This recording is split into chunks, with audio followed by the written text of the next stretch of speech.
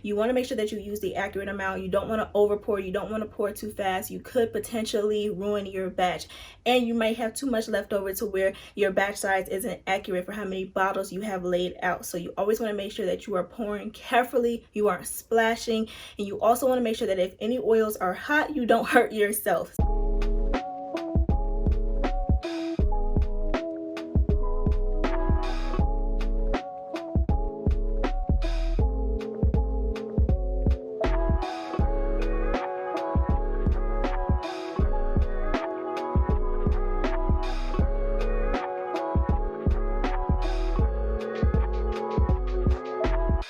Hey y'all, welcome and welcome back to the Curldom. My name is Janelle and I am the founder and KEL of Kultured Kurlz LLC, and I am back with another video. Today's video is part 1 of how I make the top selling, fastest selling, most reviewed Lavender Kukui Moisture-Locking Oil. This is the first oil that I had in the Lavender Collection. This is the first product that I ever made, and so I want to share with you guys how I make this product, especially if you are a first-time business owner. If you're looking to start your own business, this method will help you out. I've been doing it for over a year now. It is the safest and most effective way that I know how to make my oil and all my other products, and so I don't want to keep you long. Let's go ahead and get right into this video. Before you make any product, before you even start working in your space, you want to make sure that you are safe.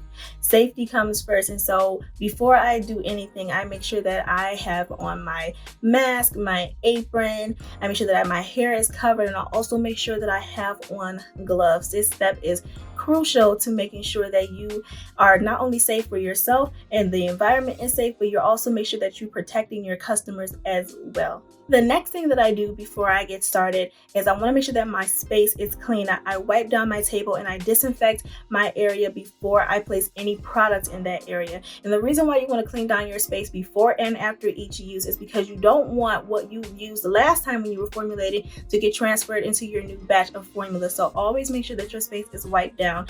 I use a Lysol spray, or sometimes I use Purell. I use Purell this time, and I just clean down my space and I wipe it down with a clean paper towel, and I make sure that I let the area dry before I get started on working on formulating. After my space has been dried off, I then start to place all of my equipment on the table as far as what I'm going to be using, such as my beakers, silicone spatulas, pipettes, whatever I need.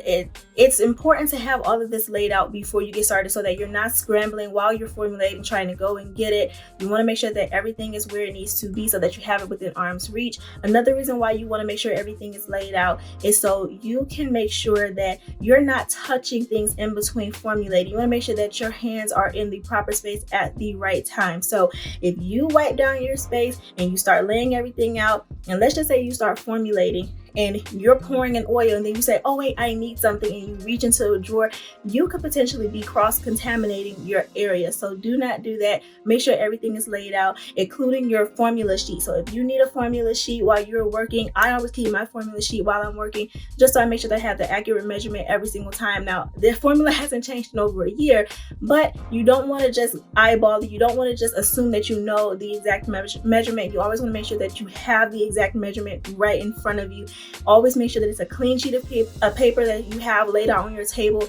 If you use the same sheet of paper, make sure that it's on the wall somewhere where you're not touching it constantly or not spilling anything on it. Just make sure everything is in its proper place, so when you're formulating, you're not creating extra germs or you're not cross-contaminating your space and your products. Now that everything has been wiped down, it's been disinfected, I'm safe, and I ensure the safety of my customers, I can now start formulating. When I formulate, I make sure that I have the accurate scale on hand. Now I have 2 scales. One is a little bit more accurate than the other, but I still use both because they both come in handy for different purposes, and you'll see that in part 2 of the video. So with this scale that I'm using now, it's very accurate as far as grams, ounces, pounds, and so this is why I use this scale. It is small, but it's very effective. And so whenever I am measuring or pouring any type of ingredients, I make sure that I pour slowly, and then I make sure that I use my pipette when I get close enough to the number that I'm supposed to be getting to. You want to make sure that you use the accurate amount. You don't want to over pour. You don't want to pour too fast. You could potentially ruin your batch, and you might have too much left over to where your batch size isn't accurate for how many bottles you have laid out. So you always want to make sure that you are pouring carefully, you aren't splashing, and you also want to make sure that if any oils are hot, you don't hurt yourself. So this is very important to keep note of. After I have placed all of the oils into the proper beakers, I then take those beakers and I pour them into a larger size gallon or quart size measuring cup. And then I place a piece of foil over it and timestamp it and date it. The reason why you want to do this, you don't have to do this with an oil, but why you might want to do this is if you have a cream or if you have some sort of pomade or conditioner, you want to make sure that you let your product sit off to the side for at least 12 to 24 or 48 hours so that it can emulsify or settle. If you guys would like a video on how to formulate your own products or how to make sure that you have the proper expiration date for your products, please leave a comment down below and also give this video a big thumbs up.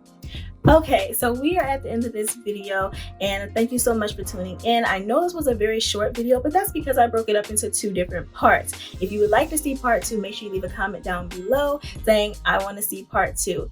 Also, this is a time where I ask you to do something for me. I need you to hit that like button, subscribe, and also make sure that you click that bell so you get notified every single time I post on this channel. And I'll be seeing you guys real soon. Thank you. Bye, y'all.